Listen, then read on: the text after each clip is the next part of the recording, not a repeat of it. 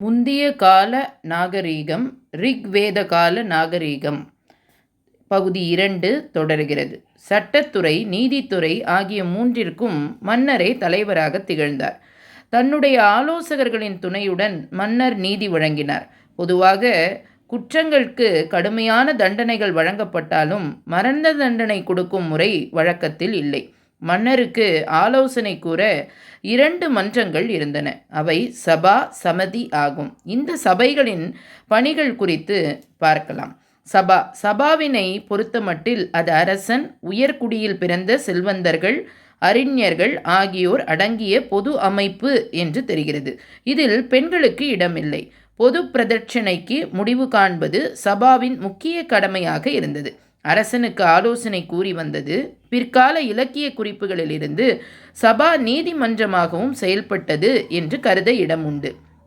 சமதி சபாவை விட சமதியே மிகவும் முக்கியமானது என்றும் அது மக்கள் அனைவரையும் அல்லது மக்கள் சார்பாளர்கள் கொண்ட ஓர் அமைப்பு என்று டாக்டர் கே.பி.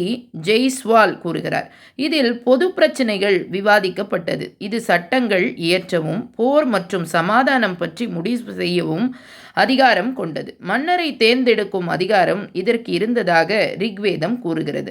போர்க்காலங்களில் மன்னரும் பிற தலைவர்களும் குதிரை பூட்டிய தேர்களில் ஏறிச் சென்றனர். மற்றவர்கள் காலாட்படையினராக போரிட்டனர். ஈட்டிகள், கோடாரிகள், வாள்கள் ஆகியவை முக்கிய போர் ஆயுதங்களாக பயன்படுத்தப்பட்டன. விஷம் தேய்க்கப்பட்ட அம்புகளும் பயன்படுத்தப்பட்டன.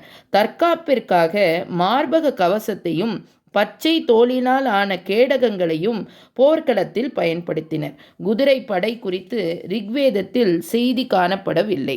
சமுதாய நிலை, குடும்பம் ரிக்வேத காலத்தில் அரசியல், சமுதாய வாழ்க்கையில் அடிப்படையாக விளங்கியது குடும்பம் ஆகும். ஆரியர்கள் கூட்டு குடும்ப முறையை அமைத்து கொண்டார்கள் என்று வரலாற்றறிஞர் வின்சென்ட் ஸ்மித் கூறுகிறார்.